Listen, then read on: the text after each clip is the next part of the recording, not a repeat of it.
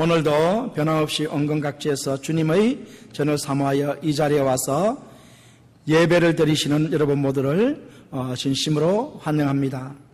사랑하는 성도 여러분, 하나님께서는 우리를 너무나 사랑하셔서 그의 사랑하시는 독생자 예수 그리스도를 희생시키시고 우리 죄를 십자가에서 다 담당하시고 죽임당하게 하시고 주 예수님을 믿는 우리를 어렵게 하시기 위해서 죽은 자 가운데서 3일 만에 다시 살리셨습니다. 죄와 허물로 죽은 우리를 하나님께서 그 아들의 피의 공로로 살리셨습니다. 우리들은 용서받지 못할 죄인임에도 불구하고 단지 예수 그리스도의 피의 공로로 제사함 받고 구원을 받게 하셨습니다. 지옥의 형벌을 받아 마땅한 우리들에게 오히려 천국의 영생을 주셨습니다. 우리들은 이와 같이 하나님의 사랑을 입은 자들이라는 사실을 기억하시기 바랍니다. 자, 그런데 사랑하는 성도 여러분, 하나님과 그의 아들 예수 그리스도는 빛이십니다. 빛 대신 하나님께서 이 세상의 어두움의 죄악을 다 몰아내시고 우리들이 어두운 가운데 살지 않고 빛 가운데 살도록 하시기 위해서 빛 대신 예수 그리스도를 이 세상에 보내주셨습니다. 우리는 빛이신 예수 그리스도를 믿어 빛의 자녀들이 다 되었습니다. 사랑하는 성도 여러분, 여러분 모두 빛의 자녀들이라는 사실을 믿으시기 바랍니다. 오늘 읽은 본문 에베소서 5장 6절과 14절 사이에 빛의 자녀들인 우리가 행해야 할 의무 3가지가 기록되어 있는데, 이 말씀을 통해서 빛의 자녀들인 우리가 행해야 할 일들이 무엇인지를 분명하게 파악하도록 하시겠습니다.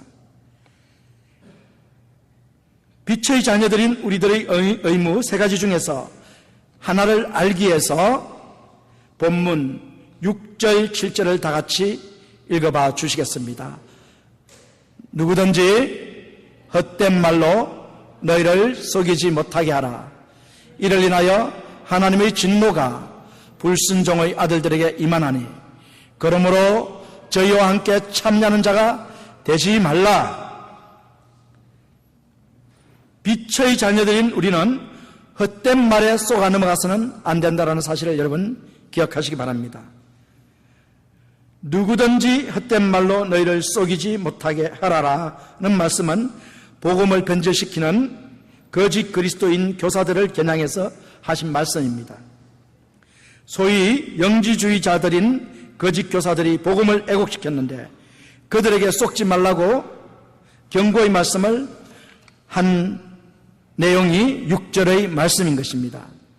자, 그러면은 거짓 교사들은 무엇을 가르쳤을까요? 거짓 교사들이 무엇을 가르쳤기 때문에 그들에게 속지 말라고 했을까요? 그들은 은혜 입은 사람들에게는 성적인 부정도 용납되는 것처럼 가르쳤습니다. 그들은 육체로 범하는 죄는 영혼에 영향을 미치지 않는 것처럼 가르쳤습니다. 그리고 영적인 삶에는 우리가 짓는 죄하고는 아무런 관계가 없다라고 가르쳤습니다. 그들은 은혜가 모든 죄를 덮기 때문에 죄는 성도들의 구원에 아무 문제가 되지 않는다라고 가르쳤습니다. 그와 같은 선생들은 아직 우리 주변에도 아직 많이 있다는 사실을 여러분 기억하셔야 합니다. 한 번 구원받으면 영원히 구원을 받은 것이다.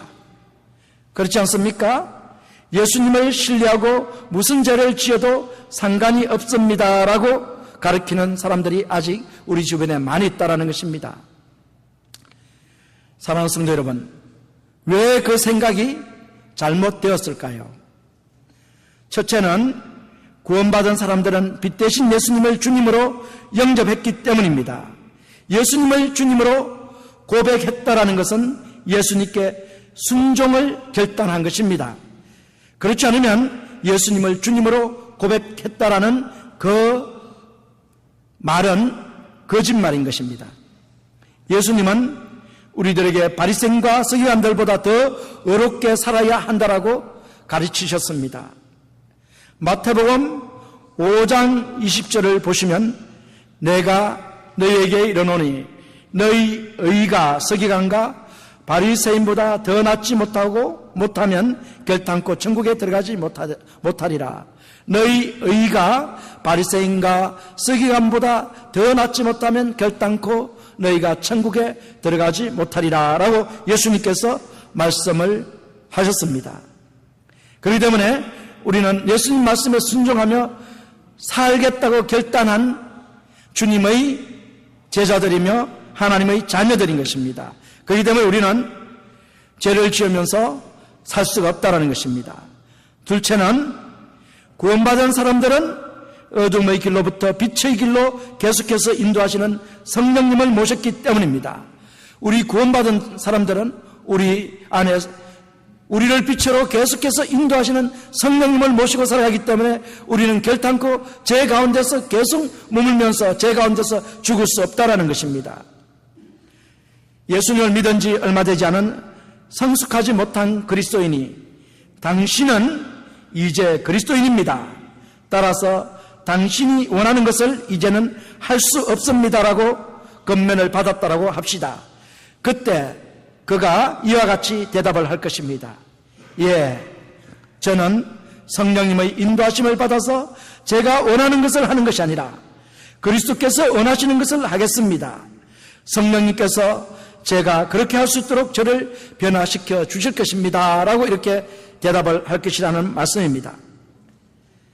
거짓 가르침이 잘못된 이유는 바로 예수님을 우리의 주님으로 모시기로 결단했기 때문이며, 또 하나는 우리 안에 빛으로 인도하시는 성령님이 계시기 때문에 우리는 죄를 계속 지어도 된다라는 거짓 가르침이 잘못된 것입니다. 거짓 가르침을 이제 경고하는 목적이 있는데, 사도 바울은 거짓말, 헛된 말에 너희들은 쏘가 넘어가지 말라라고 경고를 했는데, 이 경고한 목적이 과연 무엇일까요? 그 목적은 이것입니다.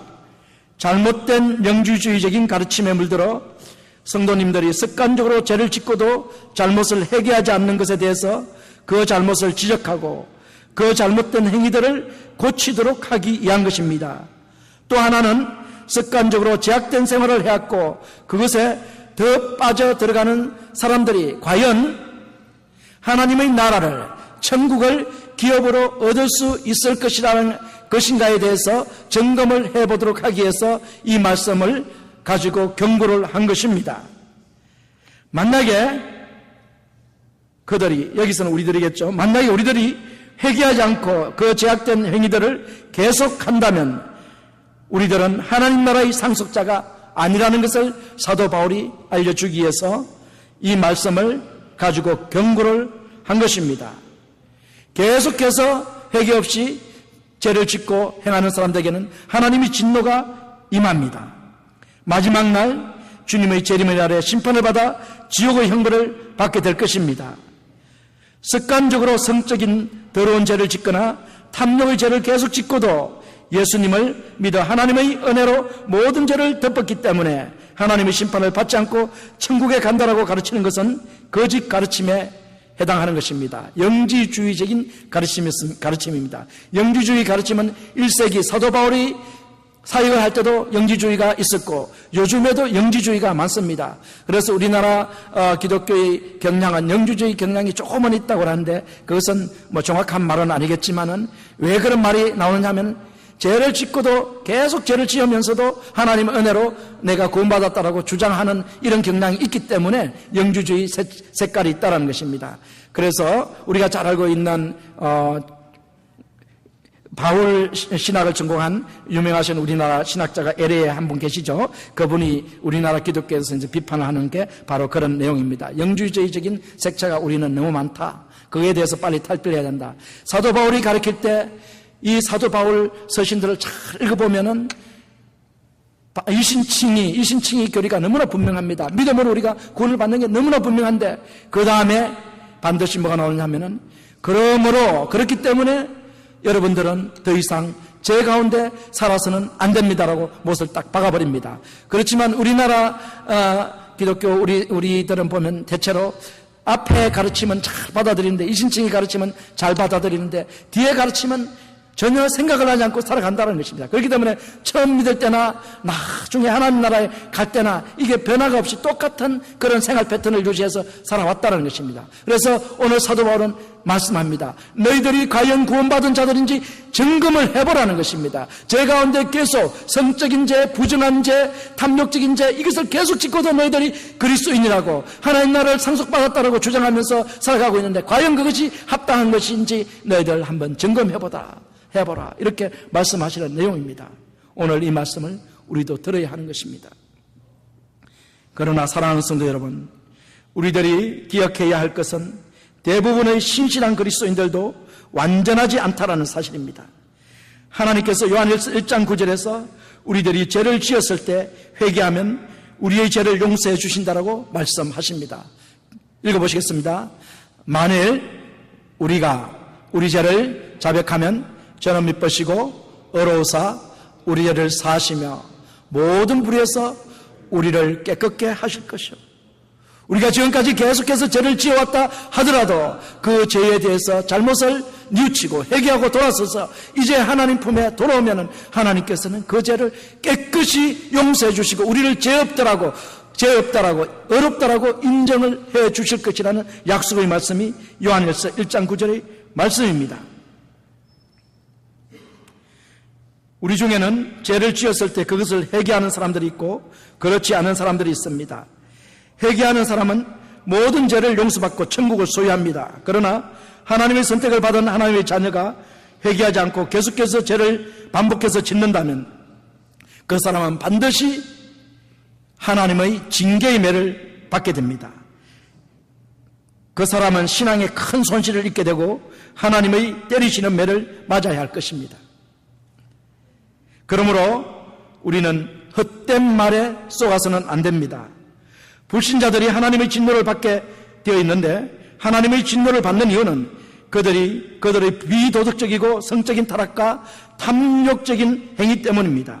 그렇기 때문에 빛의 자녀들인 우리는 불신자처럼 성적인 범죄 행위나 탐욕적인 행위를 해서는 안 됩니다.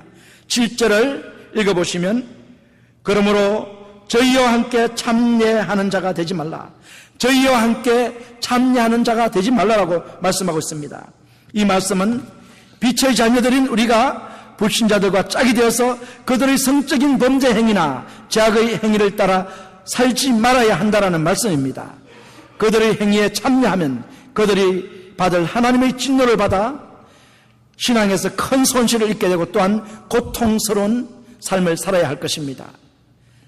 사랑하는 성도 여러분, 미국의 제1차 각성운동을 일으켰던 목사님이 여러분들이 잘 아시는 자나탄 에드워저입니다. 자나탄 에드워저인데 이분은 18세기 초에부터 태어나서 18세기 중반까지 살았던 올해는 살지 못하셨어요. 55세 프린스턴 신학교 학장으로 초대받아서 한 달 학장 생활을 하다가 거기서 하나님 소천하신 분인데 이분이 참 설교로서 미국 전역의 각성운동을 말씀으로 각성운동을 일으켰던 분입니다. 그런데 그분의 일화인데 어느 날 한 동네에서 주전뱅이와 도박꾼으로 유명한 한 사람이 목사님을 찾아왔습니다. 전날 밤에 꿈에 하나님께서 그에게 나타나셔서 책망을 하시고 만약 술과 도박을 끊지 않으면 그의 생명을 1년 만에 끊어버리시겠다라고 말씀하셨다라고 목사님에게 말했습니다. 그리고서는 그가 목사님에게 자, 어떻게 하면 좋을까요, 목사님? 하고 물어봤습니다. 그랬더니 목사님은 술과 도박을 당장 끊고 교회를 열심히 다닐 것을 권면했습니다. 그 말대로 해서 그가 술과 도박을 끊고 6개월 동안 교회를 열심히 다녔습니다. 6개월 동안 다녔는데 그 삶에 아무런 일이 일어나지 않자 그는 다시 이제 교회를 나오지 않고 다시 술과 도박으로 생활을 했습니다. 그런데 어느 날 이 사람이 술집에서 술을 마시고 나오다가 문지방에 걸려 넘어져서 목이 부러져 죽었다라는 말을 들었습니다. 그래서 웨더드 목사님이 그 사람이 죽은 날짜를 일기장에 그 사람이 죽은 날짜와 그 다음에 그 사람이 찾아온 날짜를 일기장에 적어놨었는데 그걸 비교해 보니까 딱 1년 만에 이 일이 발생했다는 것입니다. 사랑하는 성도 여러분, 빛의 자녀들이 불신자들의 행위에 참여하면 징계의 매를 맞는다라는 사실을 분명히 기억하시기 바랍니다. 지금까지 빛의 자녀들인 우리가 지켜야 할 첫 번째 의무가 무엇인가에 대해서 말씀을 전했습니다. 불신자들의 성적인 제약과 탐욕의 행위에 참여하지 않는 것이 우리들의 첫 번째의 의무라는 것입니다. 불신자의 음행, 불신자들의 더러운 것, 불신자들의 탐욕적인 우상행위에 참여하지 말아야 하는 것이 바로 우리들의 첫 번째 의무라는 것을 에베소서 5장 1절에서 7절까지 해서 하나님께서 말씀하신 것입니다.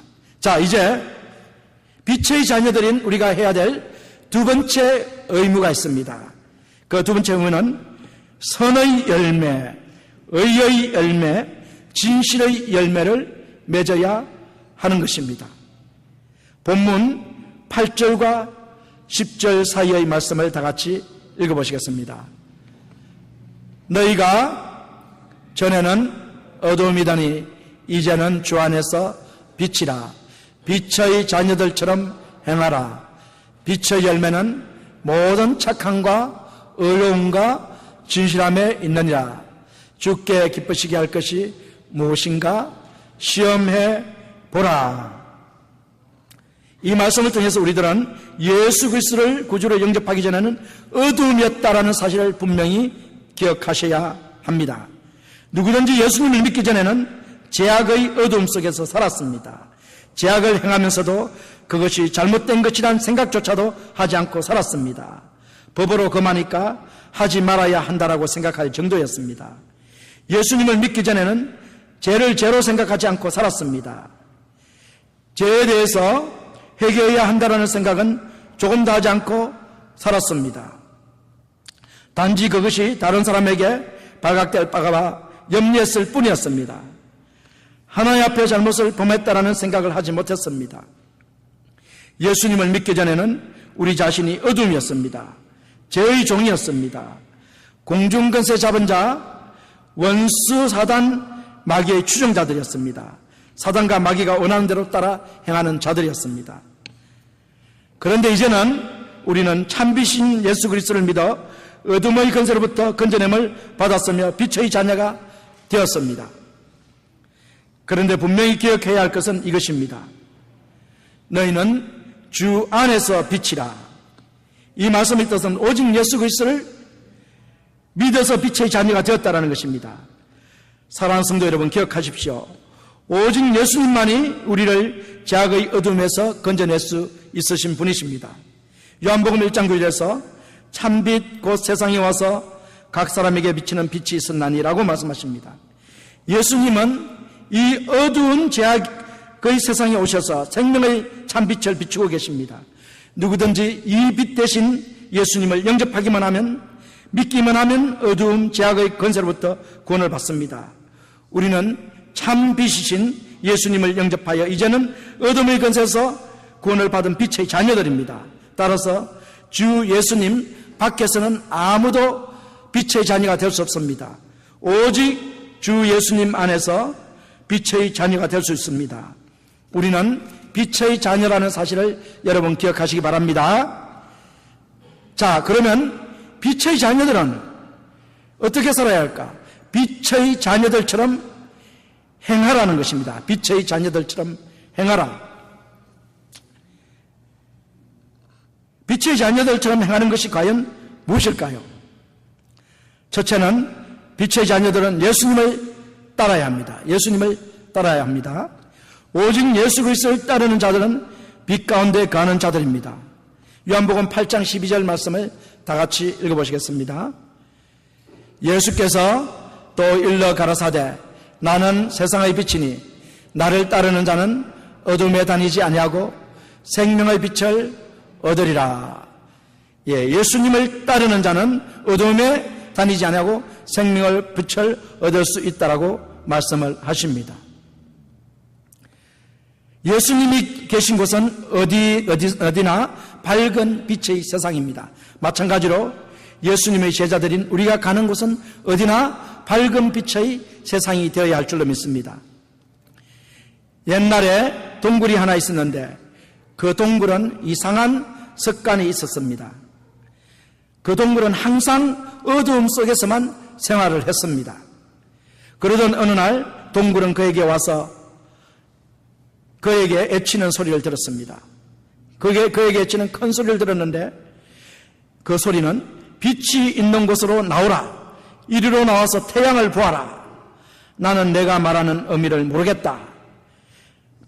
어둠이 말하는, 동굴이 말하는 거죠. 나는 내가 말하는 의미를 모르겠다. 세상에는 어둠 외에 아무것도 존재하지 않는다. 라고 동굴이 대답을 했습니다. 그러다가 마침내 동굴은 용기를 내어서 대담하게 앞으로 나아갔습니다. 그런데 놀랍게도 사방은 온통 빛으로 가득 차 있었습니다. 동굴은 땅을 바라보면서 말했습니다. 나와 함께 어둠을 구경하러 가자. 태양은 물었습니다. 어둠이 무엇인데? 이리 와서 보면 돼. 어느 날 태양은 동굴의 초대를 받아서 동굴 속으로 들어갔습니다. 동굴에게 말합니다. 어두움을 나에게 보여줘. 그러나 어두움은 아무 데서도 찾을 수가 없었습니다. 사랑하는 성도 여러분, 태양이 가는 곳마다 어느 곳에도 어둠이 없듯이 빛의 자녀들이 가는 곳에는 어디서든지 어둠이 없어야 됩니다. 저와 여러분이 가는 곳은 어디든지 어둠이 없어야 된다고 주님께서 이 시간 말씀을 하고 계십니다. 자, 빛의 자녀들은 두 번째, 빛의 자녀들은 성령의 인도하심을 받아야 합니다. 성령께서는 우리가 더러운 육체의 욕망을 따라 살았었는데 그 더러운 생활 속에서 더 이상 머물게 하지 않으시고 우리를 순결하고 정직하고 거룩한 생활로 인도하십니다.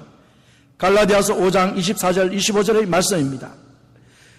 그리스도 예수께 속한 사람은 정욕과 욕망과 함께 자기의 육체를 십자가에 못 박았습니다. 우리가 성령으로 삶을 얻었으니 우리는 성령이 인도해 주심을 따라 살아야 합니다. 빛의 자녀들은 육체의 정욕과 욕망을 십자가에 못 박아 버렸습니다. 그렇기 때문에 우리는 오직 이제는 성령의 인도하심을 받으면서 거룩하고 정결하고 순결하고 경건하고 정직한 삶을 우리는 살아야 한다는 것입니다. 성령의 인도하심을 받는다고 하면서도 하나님의 말씀에 반대하는 행동을 하는 사람들 혹은 그러한 사람의 삶을 지켜보십시오. 그와는 반대로 성령에 따라 살아가는 사람이나 그의 삶을 사람이나 그 단체의 삶을 주의 깊게 살펴보십시오. 성령은 결코 자신을 드러내지 않고 오직 예수 그리스도만을 드러냅니다. 그러므로 성령을 따라서 성령의 인도하심을 받으며 살아가는 빛의 자녀들인 우리를 통해서 오직 예수 그리스도의 빛을 이 세상에 비추게 된다는 것을 여러분 기억하시기 바랍니다. 오늘날 교회가 필요로 하는 것은 좋은 기계나 새로운 조직, 더 많고 고귀한 방법이 아닙니다. 다만 성령이 사용하는 사람, 기도의 사람, 기도에 능한 사람을 필요로 합니다. 성령의 인도함을 받는 분들이 교회에 필요합니다. 빛의 자녀들인 여러분이 그 주인공이 다 되시기를 바랍니다. 세 번째로 빛의 자녀들은 선의 열매를 맺어야 합니다. 오늘 9절 말씀 속에 보면 세 가지의 빛의 열매를 말씀했는데 그것은 착함과 의로움과 진실함의 열매를 말씀했습니다. 그 중에 첫째가 바로 선의 열매입니다. 착함의 열매입니다. 빛의 자녀들인 우리는 선의 열매를 맺어야 하는데 소극적인 의미에서 선의 열매는 4장 31절에 기록된 6가지의 악행, 모든 악독, 노함, 분냄, 떠드는 것, 해방하는 것, 모든 악의를 버리는 것입니다. 적극적인 의미에서 선의 열매는 선행입니다. 요한 웨슬레가 선에 대해서 다음과 같이 말했습니다. 그대는 할 수 있는 모든 선을 행하라. 모든 수단으로, 모든 방법으로, 어느 곳에서나, 모든 시간에, 모든 사람들에게 할 수 있는 대로 오랫동안 선을 행하라. 빛의 자녀들이 맺어야 할 첫 열매가 바로 선의 열매, 착함의 열매입니다. 막 출발하려는 기차에 간디가 올라탔습니다.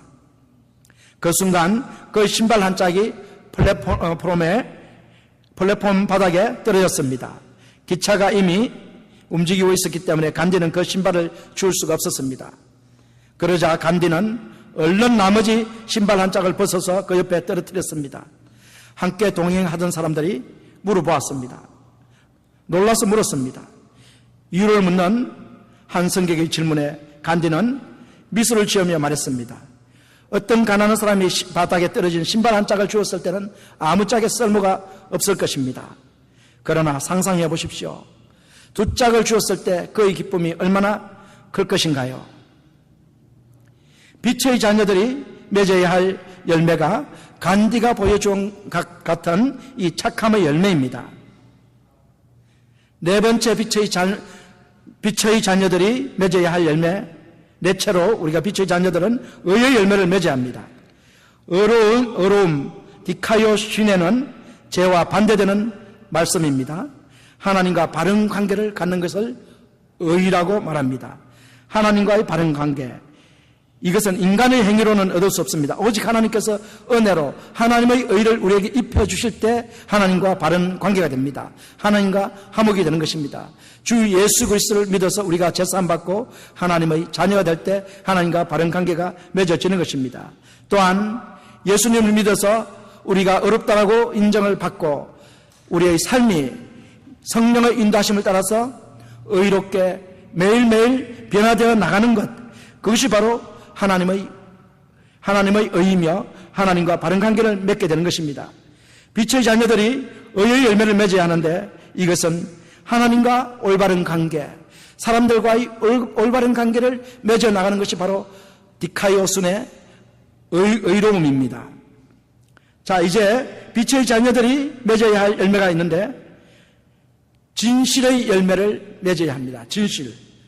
진실은 알레테이아입니다. 이것은 일반적으로 진리라고 번역되는 단어인데 예수 그리스도를 믿어서 영접하여서 우리의 마음속에 예수님을 영접하여서 예수님의 성품인 이 진실을 소유하는 것, 이것이 바로 알레테이아를 우리가 소유하는 것입니다. 진실은 말과 행위에 있어서 순수하고 정직함을 의미합니다. 또한 거짓되지 않고 외식하지 않는 것을 의미합니다. 요한일서 3장 18절에서 진실한 사랑을 사도 요한을 통해 하나님께서 강조하셨습니다. 자녀들아, 우리가 말과 혀로만 사랑하지 말고 오직 행함과 진실함으로 거리하자. 참 주님께서 우리에게 말씀해 주신 진실은 말과 혀가 아닙니다. 행함과 진실함으로 행동하는 것입니다. 이게 진실입니다. 독실한 여성도 한 사람이 목사님께 신방을 부탁했습니다. 신방 오신 목사님께서 괴로울 때 항상 성경을 펴보세요. 성경 말씀이 도움이 될 겁니다. 라고 권면을 했습니다. 그러자 그 여성도는 옆방에 놀고 있는 딸에게 보라는 듯이 큰 소리로 딸에게 외쳤습니다. 얘야, 내가 늘 읽고 있는 책 좀 가져오렴. 밤낮으로 읽고 있는 그 책 좀 가져오너라 라고 딸에게 외쳤습니다. 딸이 책 한 권을 들고 왔습니다. 엄마, TV 가이드 가져왔어요. 빛의 자녀들은 작은 소녀가 보여준 것처럼 진실의 열매를 우리가 맺어야 한다는 것을 여러분 기억하시기 바랍니다. 자, 여섯 번째, 빛의 자녀는 무엇이 하나님을 기쁘시게 하는 것인지를 분별해야 합니다. 10절에서 주께 기쁘시게 할 것이 무엇인가 시험하여 보라라고 말씀을 하셨는데, 이 말씀은 우리들이 행하는 일들 중에서 어떤 것들이 빛의 열매인 의와 진실이며 또한 선인지 구분을 하고, 어떤 것들이 어둠의 열매들인 음행이며 더러운 것들이며 탐욕에 속한 것들인지 늘 구분을 하면서 그것을 구분해서 행동을 하라는 것입니다. 이것이 바로 하나님께서 어떤 것을 기뻐하시는지를 늘 시험하면서 살아가는 것입니다. 이 시험하다라는 이 도끼마저라는 이 단어는 현재형으로 표현이 되는데 우리의 삶 속에서 늘 하나님이 기뻐하시는 것이 무엇인지, 과연 어려운 것이 무엇이고 선한 것이 무엇이고 진실한 것이 무엇인가를 늘 점검하면서 그것을 행하도록 우리에게 근면하시기 위해서 하나님께서 이 도끼마저라는 이 단어를 현재형으로 표현을 하신 것입니다. 빛의 자녀들은 음행이나 더러운 것이나 탐욕에 속한 것은 그 이름이라도 부르지 말라라고 이미 5장 3절에서 4절에서 말씀을 하셨습니다.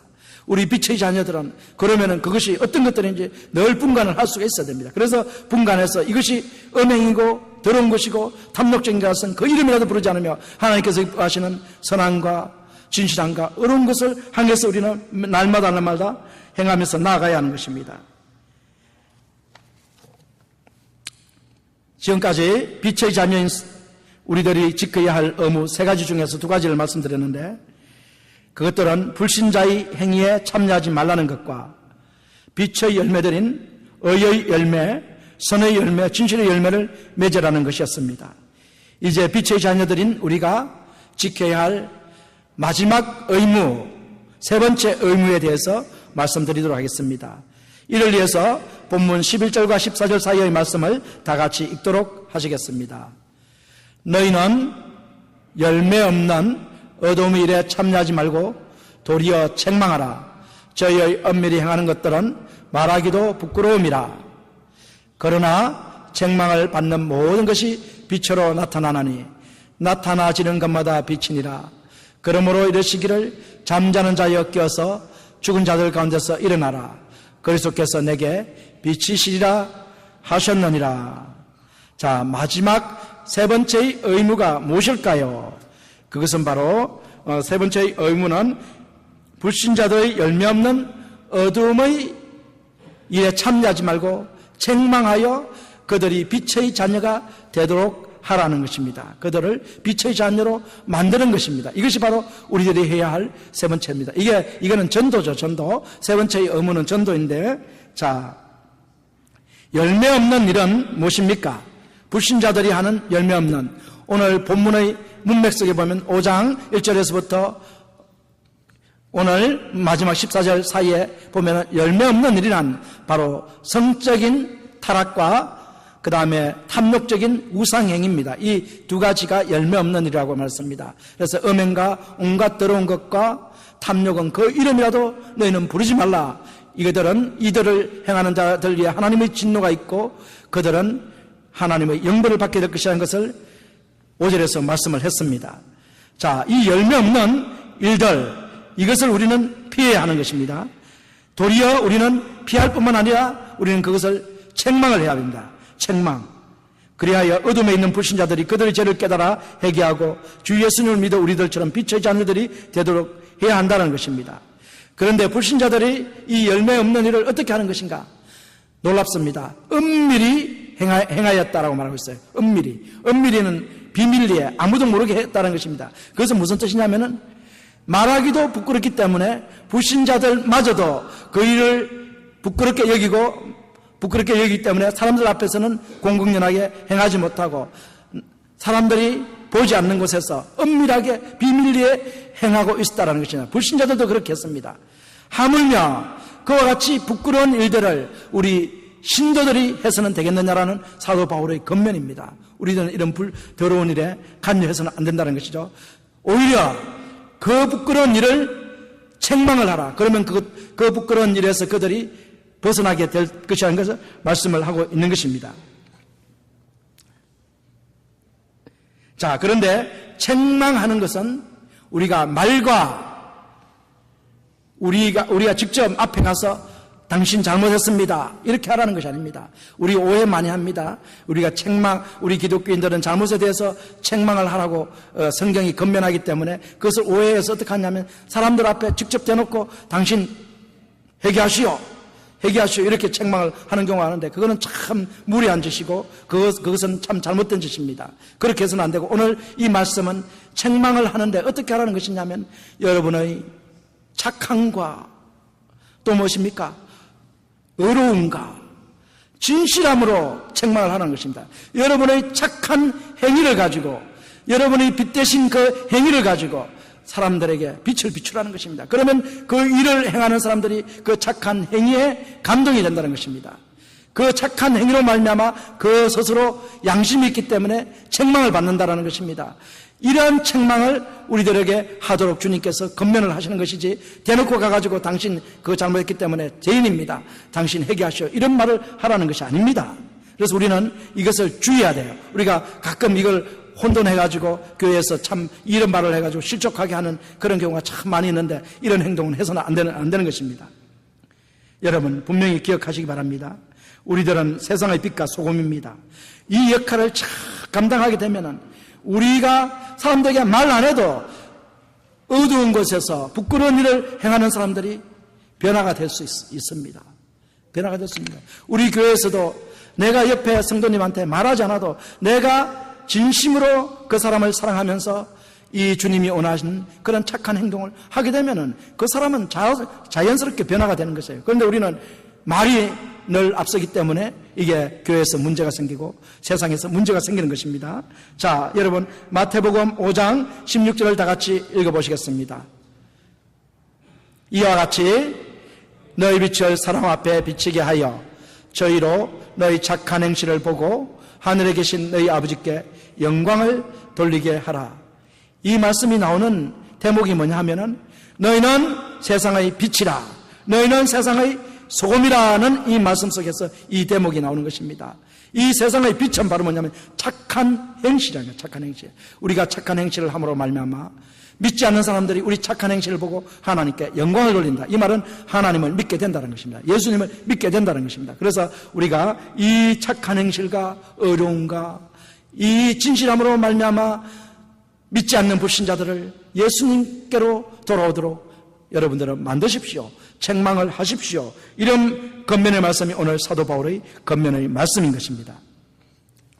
울드리커라는 목사님이 이런 간증을 다락방 잡지에서 했는데 어려서 그의 어머니는 사회복지원 소셜워커였는데 성탄이 되면 가난한 가정에 장난감을 보내는 습관이 그 당시에 있었습니다. 그래서 그의 엄마는 존의 장난감 중 제일 큰 것을 가난한 아이에게 선물하자고 제안을 했습니다.